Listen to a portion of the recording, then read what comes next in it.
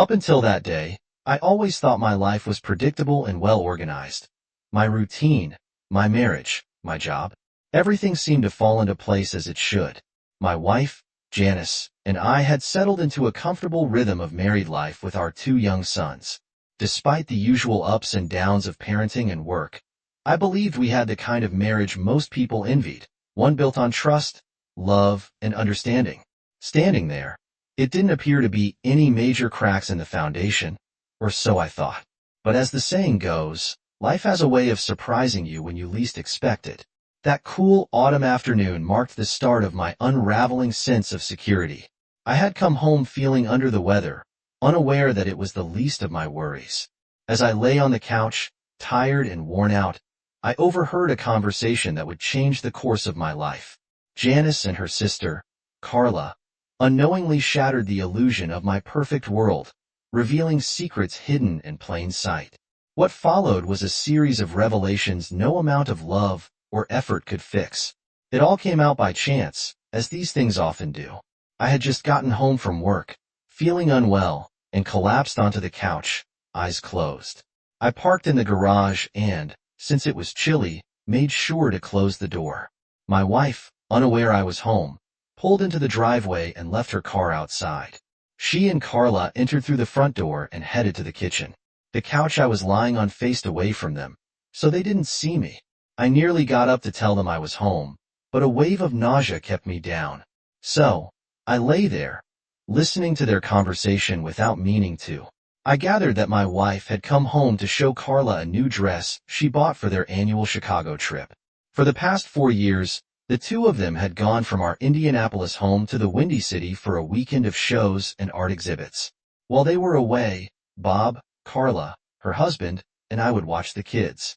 We figured the women deserved a break from their responsibilities. By the way, my wife is Janice and I'm Jim. We have 2 kids, Ryan, 5, and Sean, 2.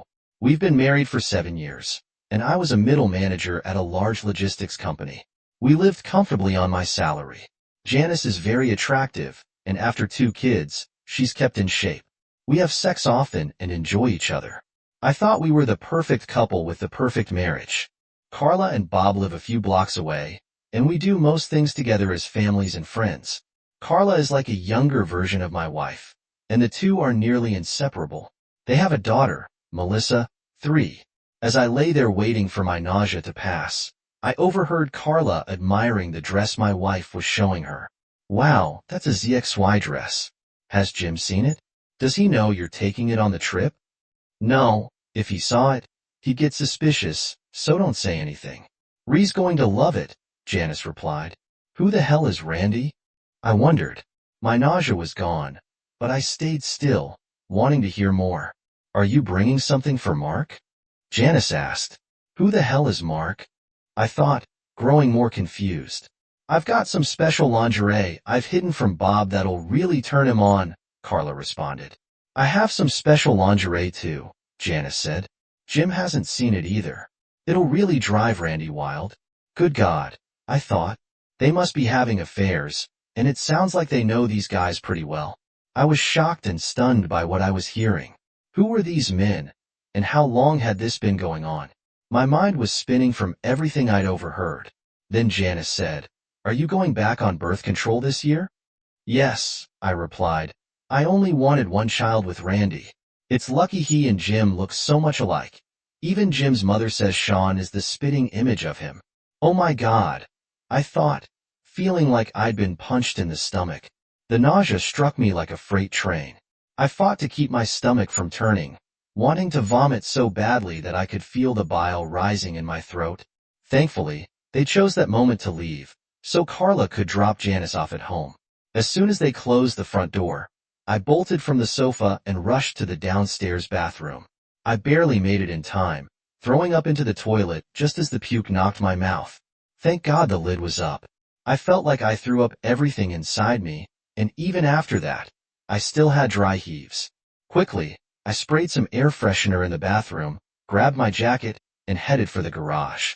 I got in the car, opened the garage door, and sped down the street, closing the door behind me. I drove to a nearby mall parking lot and sat in the car, trying to figure out what to do next. I thought about calling my brother-in-law Bob and telling him what I'd overheard, but I was still in denial that Janice could be unfaithful and that Sean might not be my son. I felt sick, but as I thought more about her affair with some guy named Randy, my anger started to grow. What the hell was I going to tell Bob about Carla and Mark? I needed legal advice immediately to figure out my options. If this turned into a divorce, the women were leaving for their trip in 4 days, and I had a lot to figure out before then. I pulled out my cell phone and called my friend, golfing buddy, high school friend, and lawyer, Jerry Matthews. His secretary, Helen, answered, and I asked if I could see Jerry as soon as possible. Helen knew me well, and she could hear in my voice that something was wrong. She asked, "Can you be here in 15 minutes?" I told her I could and drove over quickly. When I walked into Jerry's office, Helen took one look at me and said, "Jim, you look terrible." "I've had some bad news, Helen, and I think I'm coming down with something." "Is Jerry free now?" "Yes, go right in," she said, clearly worried as she looked at me. I hurried past her, knocked once, and entered Jerry's office. He stood up as I came in and motioned me to a chair in front of his desk. "Good God, Jim, what's going on?" "You look awful," Jerry said. "Jerry, I've been struck with 2 blows today. One I might recover from, but the other I'm not sure I can." "Tell me about it," he said, sitting down. "First, I think I'm coming down with something, and second, I think I have a serious problem with Janice. I need some advice." "Well, the first issue shouldn't be a problem, since I've had my flu shot. As for Janice, that's hard to believe. I've known both of you since you got married, and you've always seemed like the perfect couple. What's going on?" I told Jerry what I'd overheard earlier that afternoon, and he looked shocked. "I can't believe Janice or Carla would do something like this. And if Janice deliberately had a child with another man, that's unbelievable. So what do you want to do? Are you thinking of divorce, or do you think you can get past her infidelity and the child issue?" "I don't think I can forgive her right now," I said. "You know, I don't handle divorces," Jerry said, "but I can refer you to a good divorce attorney who can guide you through this if that's what you want. You'll need more proof than just what you've overheard, especially about Sean's paternity. Do you want me to call him and set up a meeting?" "Yes, please," I said, feeling a wave of emotion overcome me. Tears welled up, and before I knew it, I was sobbing as the weight of what I was about to do hit me. Jerry looked at me sympathetically and buzzed Helen. "Helen, can you get Sam Ridley on the phone?" "Oh God, no," I heard Helen say quietly, but she quickly connected Jerry to Sam. "Sam, hey, it's Jerry. Do you have time tomorrow morning to talk with a good friend of mine about a situation he's dealing with?" There was a brief pause while Jerry listened. "How does 9 a.m. tomorrow sound in Sam's office? He's in the same building. It's a bit late to do it today." "That works," I nodded. Jerry leaned back in his chair and gave me one last piece of advice. "I suggest you go home now and try not to let Janice know anything's wrong. This might not be what it seems, and you could do irreparable damage if you react too quickly." "You're right," I sighed. "I've got to keep it together until I'm sure. Thanks for your help, Jerry." We stood, and he shook my hand. "I'm really sorry about this, Jim. You and Janice have always been 2 of my closest friends. Your pain is my pain. Thanks again, Jerry. I'll keep you updated on what happens." On my way out, Helen looked at me with teary eyes. "I'm so sorry, Jim," she said. "Thanks, Helen." When I got home that evening, it was around my usual time from work, so Janice didn't suspect anything out of the ordinary. But she immediately noticed my appearance. "Jim, honey, you look awful. Are you feeling okay?" I clenched my teeth. I wanted to laugh out loud to make her feel the pain I was in, knowing what I now knew, but instead, I forced a smile and said, "I think I'm coming down with something." Then, with a hint of malice, I added, "I hope I feel better in a few days, so you can still go on your trip." For a moment, I saw her falter, but she quickly brushed it off. "Oh, it's probably just a touch of the flu. You should be fine by Friday." "I hope so," I replied. "Right now, I just want to lie down. Can I skip dinner tonight and eat later?" I asked, eager to avoid more conversation. "Of course, honey. Go change and rest."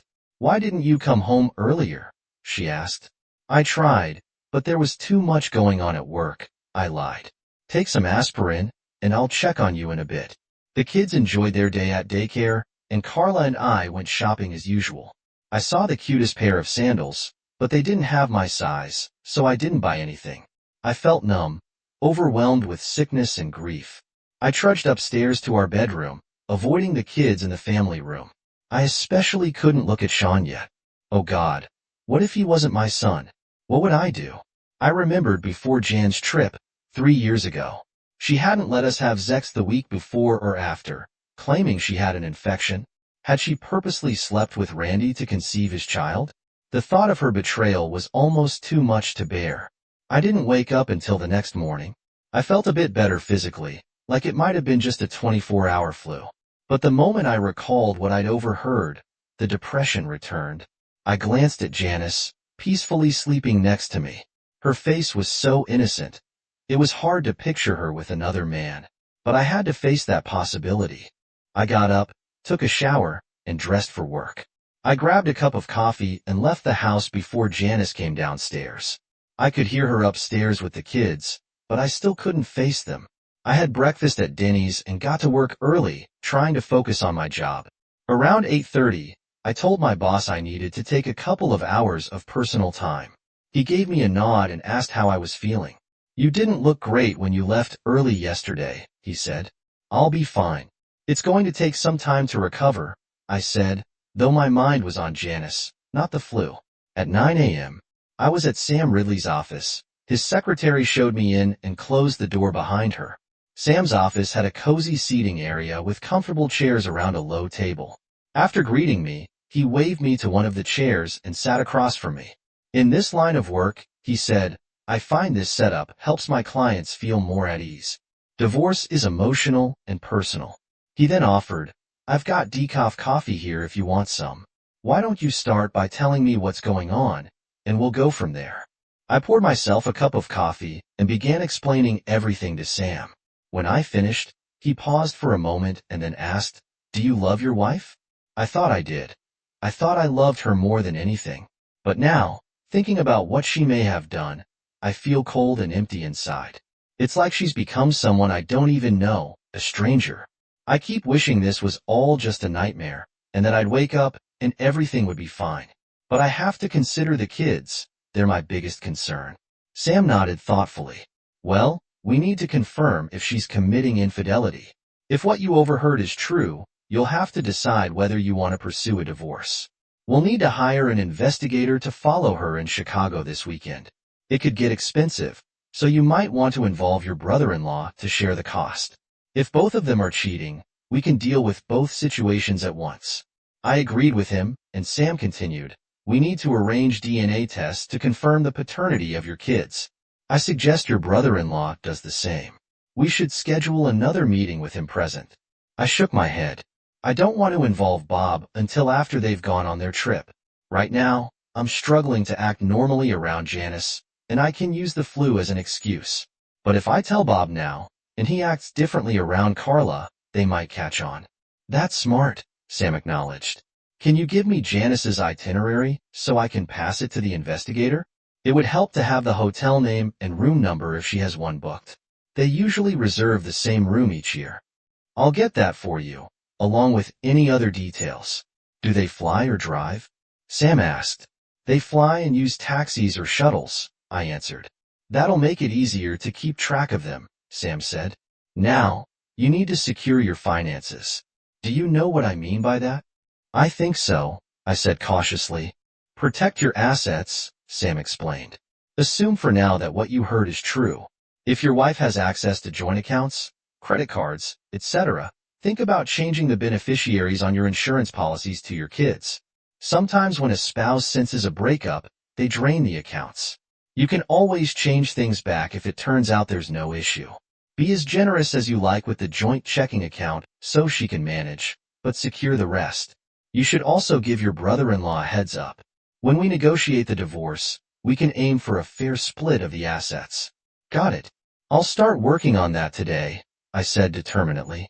I hope this turns out to be nothing, Jim, but if it's true, you should be able to get custody of your older son without any trouble, Sam reassured me. Thanks, Sam. I'll get you that itinerary by tomorrow, I promised. After leaving Sam's office, I headed straight to the bank. I closed all our joint savings and CD accounts, transferring the money into a new account in my name only. I left $1,000 in our joint checking account and moved the rest into my personal savings. Next, I contacted my stockbroker and transferred our investments into my own account. He seemed a little worried about what it might mean, but I didn't explain. I considered canceling our credit cards, but worried that if any charges were declined while they were in Chicago, it would raise suspicion. So, I decided to hold off until I had more information from the investigator back at the office. I tried to focus on work, but my mind kept wandering. I couldn't bring myself to eat lunch. I wasn't sure if it was the lingering effects from the flu or the constant images of Janice with another man that made me lose my appetite. My stress and anger kept rising, but I knew I had to stay calm. When I got home that evening, I continued to fake being sick. Janice seemed genuinely concerned. "Why didn't you stay home today? You shouldn't have gone to work," she said. "I didn't want to risk you or the kids getting sick. If you caught it, you might not be able to go on your trip with Carla this weekend," I replied, watching her reaction closely. "You could be right. Maybe you should sleep in the spare room until you feel better," she suggested. The thought that crossed my mind was unbearable. She was ensuring her weekend with her lover wouldn't be interrupted. I realized it was going to be tough to keep her from suspecting that I knew anything over the next few days. I kept up the act of being sick, navigating dinners and conversations while pretending to be unwell. I checked her AOL email account but discovered she had changed the password. After some guesswork, I figured it out. It was Sean's name and birth date. Once inside, I found a series of emails from someone with the username RNM. I copied them into a file to print later. Reading through a few confirmed my worst fears, proof of her affair. They had been planning for the weekend, and it seemed they used the phone while I was at work.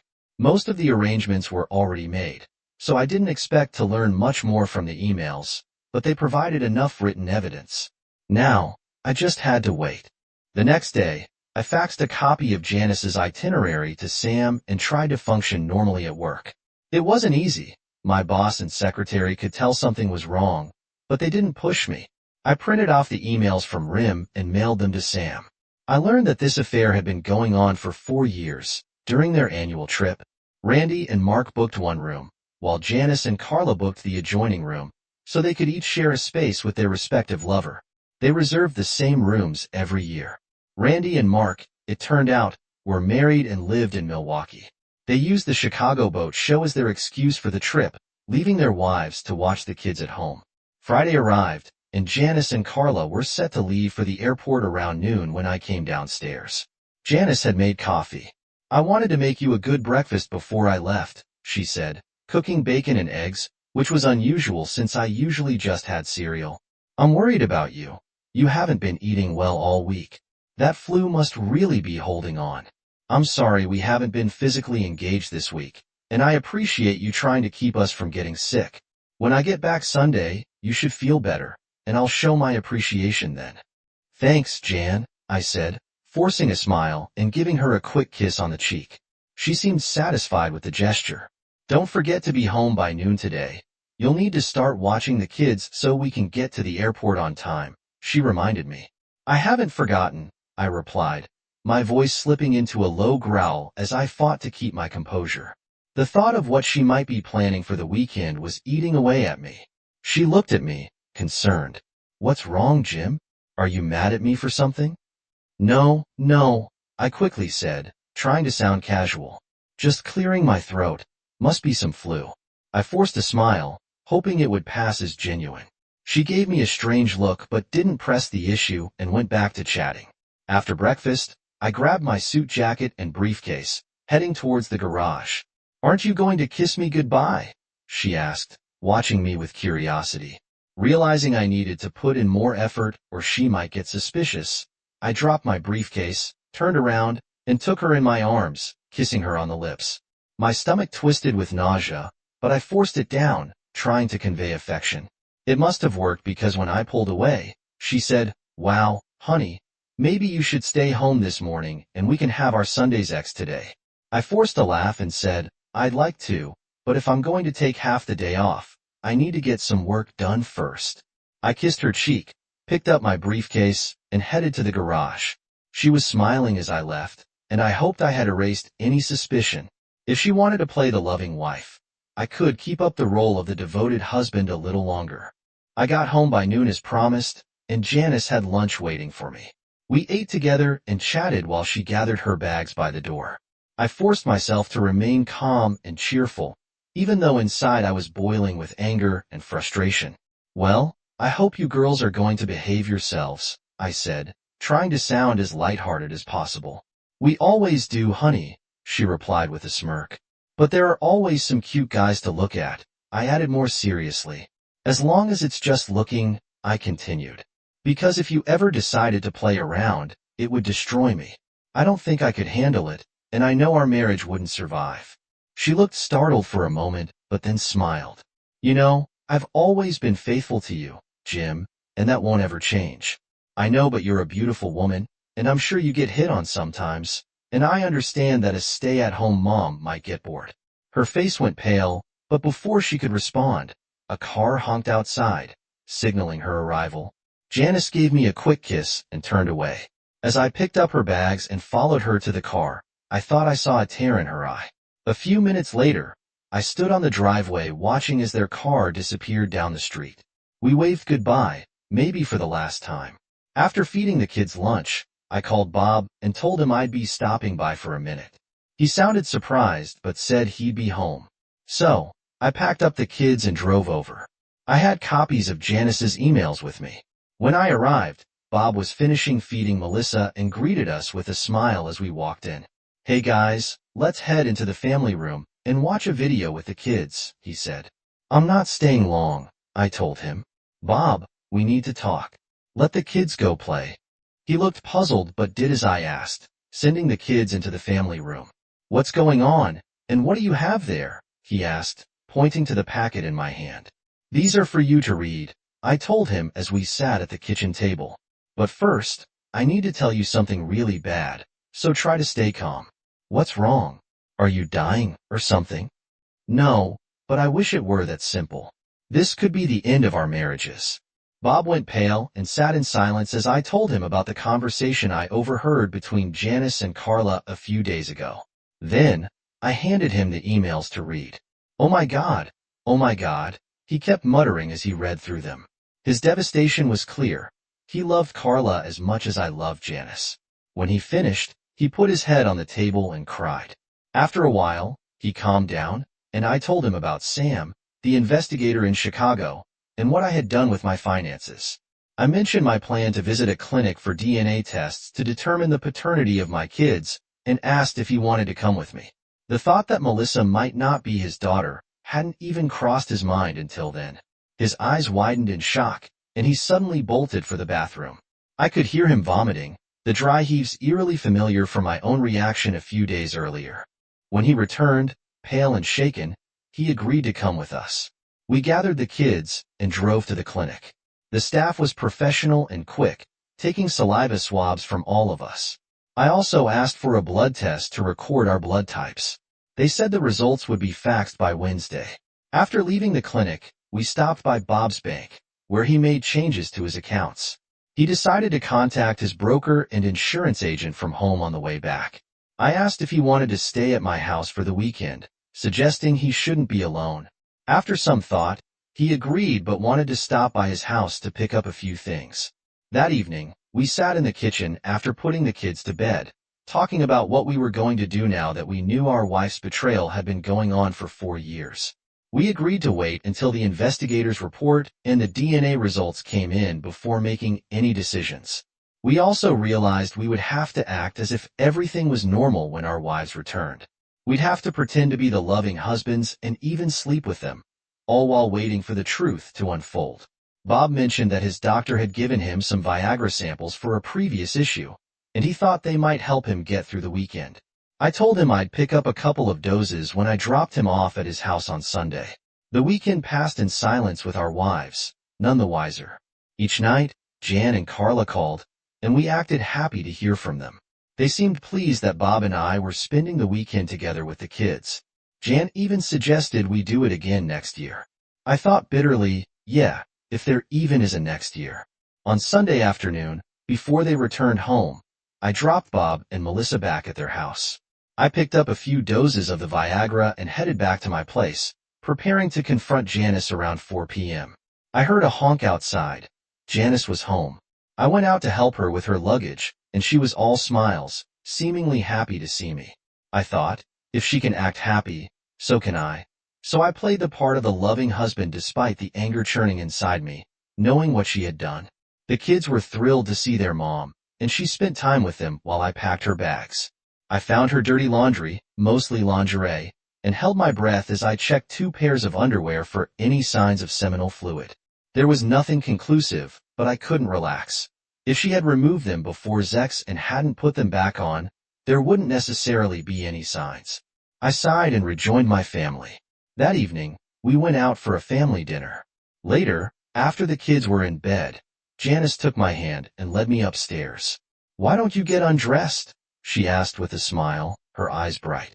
She went into the bathroom to freshen up, and when she returned, I pretended to be asleep. I couldn't bring myself to touch her, knowing what I knew. Instead, I lay there planning my next steps and waiting for the investigator's report. The next morning at work, I got a call from Sam. The investigator had gotten both video and still shots of Janice with Randy and Carla with Mark. He would finish the report and have everything delivered to Sam's office by Wednesday. "Wednesday is going to be a day," Sam said. A wave of nausea hit me, but this time it wasn't from the flu. He then asked, "What's your plan going forward?" "We should meet with Bob to figure out the next steps." I replied, "I'll call Bob and set it up." After hanging up, I immediately called Bob at his office. I told him about the investigator's findings and Sam's request for a meeting. Bob started to break down. His voice trembling, he quietly cried. It took a moment for him to pull himself together, and we agreed to meet with Sam on Thursday morning, after receiving the DNA results on Wednesday. We also agreed to stay calm and avoid raising suspicion with our wives. When I called Sam back, we set the meeting for Thursday at 9 a.m. That evening at home, Janice didn't mention anything about Zex, which was a relief. I still couldn't bring myself to touch her, though I kept up the act of being normal. Every interaction twisted my stomach, knowing what I had seen and what I was about to uncover. Thursday morning came quickly. Bob and I met at Sam's office, both looking like we hadn't slept in days. Sam had everything ready, including a TV near his desk. After greeting us, he gestured to the TV. "I've got the footage queued up. We can watch it with or without sound, your choice." We decided to watch without sound first. Sam turned on the TV, and the image came to life. The camera angle was from above, likely hidden near the ceiling. An undressed man I didn't recognize appeared first and lay down on the bed. My stomach clenched as the scene unfolded. Moments later, a woman in a short black nightie walked into view, straddling the man's legs. It was Janice. I jumped up from my chair and ran to the bathroom, vomiting violently. It felt like my insides were being ripped apart. When I returned, Sam had paused the footage. Janice was wearing the same nightie she'd worn during our last Z-session the previous Sunday. I nodded for him to continue. Janice was now on her back with the man on top of her, in the missionary position. Sam turned on the sound, and we heard their labored breathing. "I'm so glad we do this once a year, Randy," Janice said between gasps. "If I didn't have this, I'd go stir crazy at home. I love my husband, but he wouldn't respect me if I did with him what I do with you." Randy's voice responded, equally breathless. "I feel the same way, January." Sam quickly turned off the sound, sparing us more of their talk. The footage played for a few more minutes until they climaxed, then Sam switched to the second video, which showed Carla and Mark in a similar encounter. When it was over, Sam turned off the TV and looked at us. "What do you want to do, gentlemen? Do you want to proceed with the divorce?" Bob and I sat in stunned silence for a few moments before I finally spoke. "Sam, we've discussed this, and we want to move forward with the divorce papers, but hold off serving them until we tell you. We also want the full names and addresses of Randy and Mark. We plan to send their wives copies of the report and the videos." "Understood," Sam nodded. The investigator included their names and addresses in his report. "I'll give you copies before you leave, along with the video footage. What about your children's paternity? Bob and I handed him the DNA results we had picked up that morning. Sean isn't my son, I said sadly, but I'd like to adopt him. I've raised him, and I can't imagine life without him. You'd need the biological father's consent for that, Sam explained. But if you file a paternity suit and push for child support, he might sign away his rights to avoid paying. That's what I'm thinking, I agreed. Can we also sue for alienation of affection? Absolutely, Sam replied. That could give you leverage. Do you want to proceed with both the paternity suit and the alienation of affection claim? Yes, I replied without hesitation. Sam then asked, have you confronted your wives yet? No, I said. We're planning to do that tonight during dinner. All right, Sam said, handing us the materials. I'm sorry it's come to this, but we'll get through it. After leaving Sam's office, Bob and I headed to an audio-video store to make extra copies of the video. While there, I bought a wiretap recorder. I planned to set it up at home over the weekend. Then we went to Kinko to print extra copies of the report. Once we had everything, we bought large shipping envelopes, addressed them to the wives of Randy and Mark, and sent them express mail to their homes in Milwaukee. Inside, we included a brief handwritten note explaining who we were and how they could contact us or Sam if needed. Later that day at work, I told my boss I was taking a few days off for personal reasons. He agreed, and I made sure my staff knew how to reach me. I called the credit card companies to cancel our joint accounts and opened a new card in my name only. I also canceled Janice's cell phone. Checking her email from my office, I found a message she had sent to Randy on Monday morning, telling him she had made it home safely and was looking forward to next year. Randy hadn't replied yet. The rest of the day, I spent uploading parts of the video and images from the report onto my computer, creating a secure website to document the infidelity. I included details about dates, times, and places, along with the DNA test results. With everything in place, I left work knowing the confrontation was just hours away. When I got home that evening, Bob, Carla, and Melissa were already at the house. After we made drinks, Bob and I sat in the family room while the women and kids were in the kitchen preparing dinner. Is everything ready? Bob asked. I just need to load the video into the DVD player, I said, pulling one of the copies from my briefcase and loading it, preparing for what was about to happen. After dinner, we sent the kids into the bedroom to watch cartoons and gathered in the family room. I've got a video I want to show everyone, I said, keeping my voice neutral. Janice and Carla looked at me expectantly but confused. This isn't something dirty, is it? Janice asked, suspicious. You promised me you wouldn't bring any X-rated stuff into the house. It's family-related, I replied, educational. It shows how a family can be destroyed. She nodded but remained skeptical. The video began with a shot of the bed in the middle of the room. A moment later, Randy appeared undressed, climbing onto the bed. At first, Janice didn't recognize him, but when she did, she exploded. You said this wasn't X-rated. I told you it was educational, I said calmly. Then Janice appeared on screen, climbing onto the bed and straddling Randy. Oh my God, oh my God. Janice screamed. How did you get these? Her face turned pale as we watched her bring Randy to climax. Both she and Carla started wailing, crying uncontrollably. Turn it off, turn it off. Carla screamed. Don't worry, Carla, Bob said coldly. We've got a video of you too. They were both in shock, crying and sobbing. The kids came running to see what was wrong, but we sent them back to the bedroom before they saw anything. Finally, Janice managed to gasp. Please turn it off, Jim. Please, we need to talk. I turned it off, leaving them sobbing in shame, covering their faces. Tell us why you did this, I said, still calm. We trusted you, and you betrayed us. How do you plan to earn our trust back? You broke your wedding vows. I didn't want to hear, I'm sorry, or I can explain, because nothing you say will take away the pain you've caused us. We just want to know how you plan to regain our trust, or our marriages are over. And with these videos, we'll get custody of the kids, and you'll get little from us financially. If you think this marriage is worth saving, tell us how you'll win back our trust. I don't know, Janice cried, looking at me desperately. You're my love. I thought it was just a harmless fling once a year. I didn't think anyone would get hurt. I'm your love, I responded.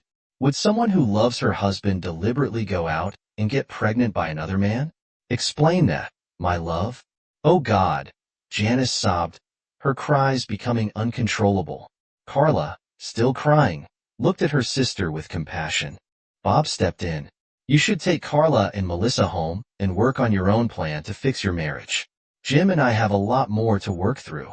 Janice stayed huddled on the sofa, crying in deep distress, as I saw Bob and his family to the door. Carla turned her tear-streaked face away. Her makeup was smeared. I didn't acknowledge her as I hugged Bob before parting. I returned to the family room and told the kids to go back to their bedroom. They were concerned something was wrong, so I decided to take them to my parents' house for the night. They were excited. Grandparents always spoiled them, and they loved it. I went back into the family room and told Janice, I'm taking the kids to my folks. I'll be back in half an hour. You have that time to figure out how you'll atone for your infidelity and whether you think this marriage and access to the kids is worth saving. The only reason I'm considering letting you stay is because of the kids. I still haven't decided what to do about Sean. He's my son as far as I'm concerned. As of now, I'll decide if I want a divorce. If you argue, I'll make the video, DNA results, and investigators report public, including to your family, friends, and the church. You won't have a life left in this community. Think about it. She didn't acknowledge me but kept sobbing. I bundled up the kids with their pajamas and toothbrushes and drove to my parents' house, about 15 minutes away. My dad was surprised to see us, but when I told him Jan and I wanted a little privacy, he winked and said, We understand, son.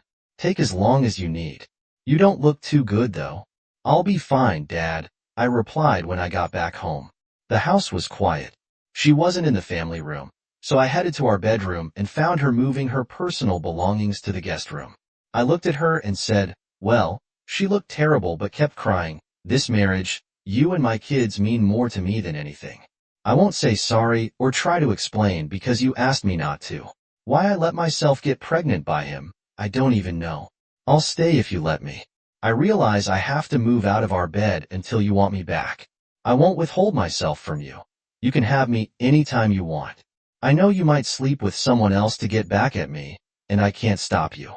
It'll hurt, but I'll take it. I'll do whatever you ask, agree to any conditions, just to stay with you and the kids. If we divorce, it'll destroy me. Thank you for even giving me a chance to redeem myself, she said. That's quite a speech, January. Now listen, you may not understand the conditions I'll need for you to stay. You might decide you want to leave. I want revenge so badly I can taste it. I've been in torment for 10 days, but your torment might last years. Have you considered that? I have, Jim. I'll give you my conditions tomorrow, I said, then went downstairs.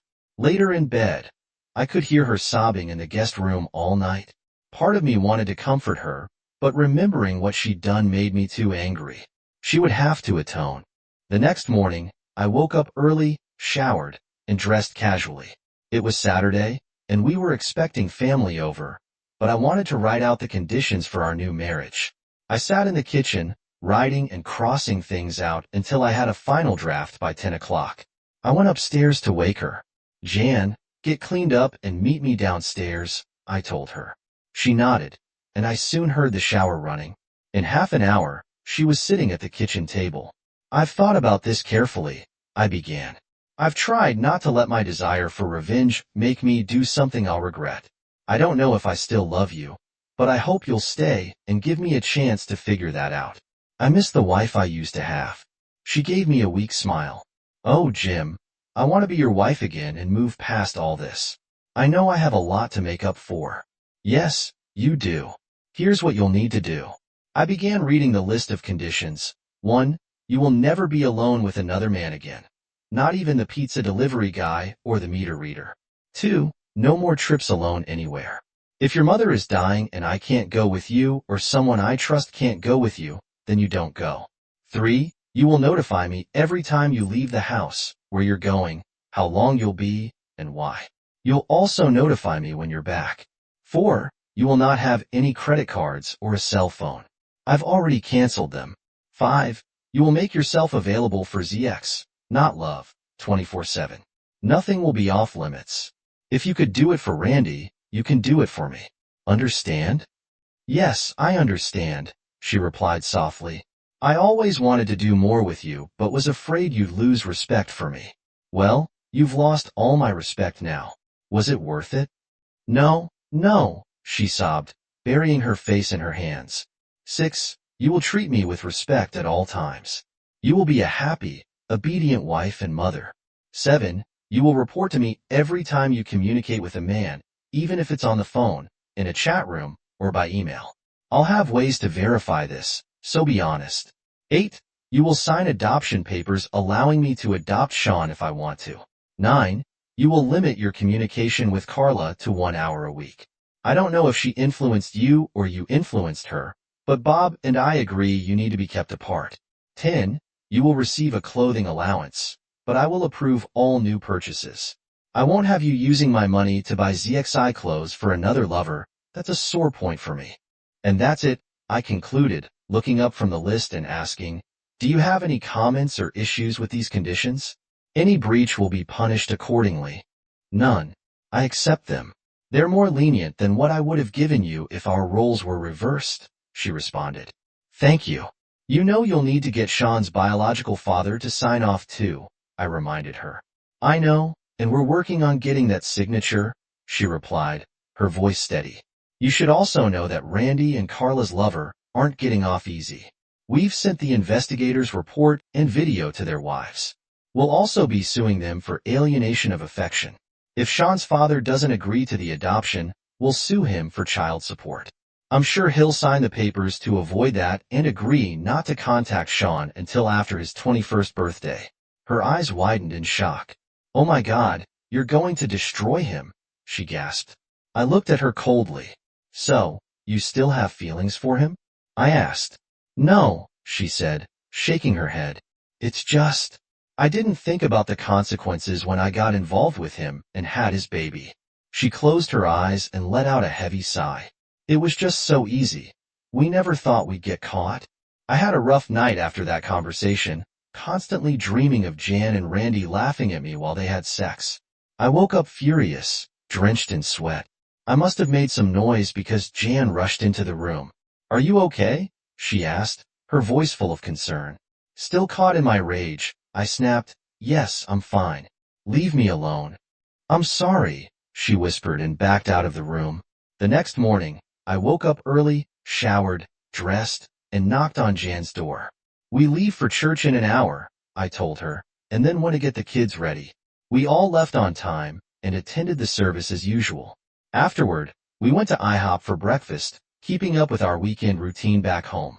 I spent the afternoon watching football, Jan worked on a crossword, and the kids played. It felt normal, as if nothing had happened. But during halftime, I slipped into the garage and installed a wiretap recorder. From now on, I'd have a way to monitor Jan when I wasn't home. Later, I received a phone call from Ryan's wife, Jim. Thank you for the package you sent. It was enlightening, and I'm using it in my divorce against him, she said, her voice calm but resolute. Is once-a-year infidelity really enough for a divorce? I asked sarcastically.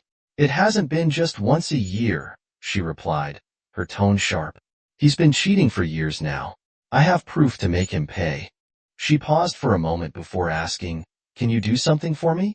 Of course, name it, she said, sounding willing to help. I need a DNA sample from Randy. I have a paternity issue I need to resolve.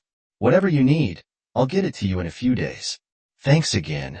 Oh, by the way, Mark's wife is divorcing him too, she added casually. No, I hadn't heard that. Thanks for letting me know, I replied, surprised by the new piece of information. After we hung up, I found Jan in the family room with the kids. She looked at me curiously but didn't ask who had called. That was Randy's wife, I told her, watching her closely. She's divorcing him, and Mark's wife is divorcing him too.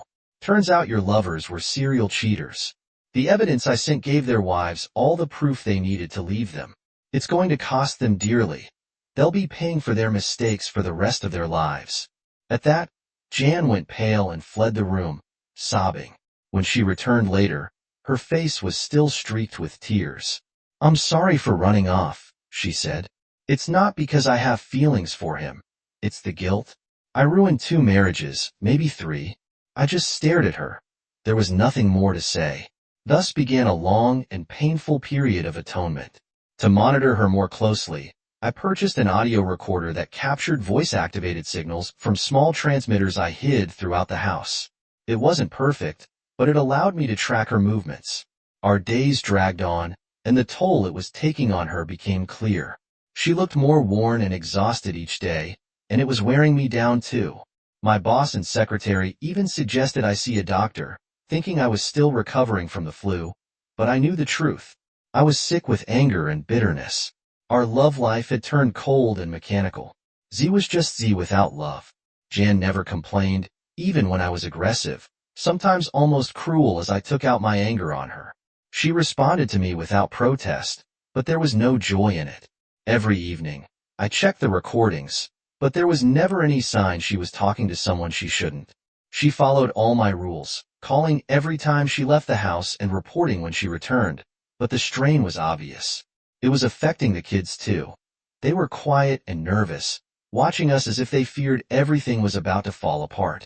It broke my heart to see them like that. My need for revenge, my harsh rules, were destroying what I was trying to save. Finally, on a Sunday afternoon, while the kids were playing outside, I took Jan by the hand and led her to the family room. "We need to talk," I said, pulling her down onto the sofa beside me. I handed her a manila envelope. She stared at it blankly for a moment before breaking down in tears. "I love you, Jan, but I can't keep doing this," I told her. "I'm watching you fade more every day, and I realize I can't live like this anymore." The kids are suffering too. I've thought a lot about my feelings over the past few days, and I've come to a hard realization. I don't love you anymore. I wanted to keep going for the kids' sake, but that's not enough. I can't forgive you. I can't get over what you did, and I especially can't get over that Sean isn't my son. She looked at me through her tears, nodding slowly. "I understand," she whispered. "I love you, Jim." The next morning, Jan left the house. I explained to the kids that Mommy and Daddy needed some time apart. It was hard to make them understand, but somehow, we got through it. There was backlash from the extended family, especially on her side, but we kept moving forward. Randy ended up divorced, living in a small condo, paying his ex-wife for the rest of his life. Carla and Bob stayed together, but their marriage became loveless. Whenever I visited, the tension between them was palpable, like a bomb waiting to explode. After many discussions, Bob decided to give their marriage one more chance, agreeing to attend counseling with Carla. I wasn't sure it would help. As for me, counseling was never an option. I had already made my decision. I adopted Sean as my own. I couldn't bring myself to tell him the truth about not being his biological father. To him, I had always been Dad, and I wasn't about to break that bond.